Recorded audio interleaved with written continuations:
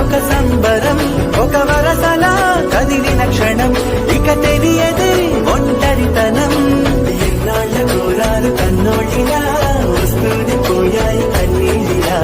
ఇల్లంతా మారింది సందళ్ళుగా మీరంతా విందాని వందేళ్ళిలా మనవారే వెనకుంటే మరణాన్నే మరిచేది మనసంతా వెలుగేన ఇక చీకటెళ్ళింది తెల్లారి నవ్వుతోనే 10 మంది ఉండగా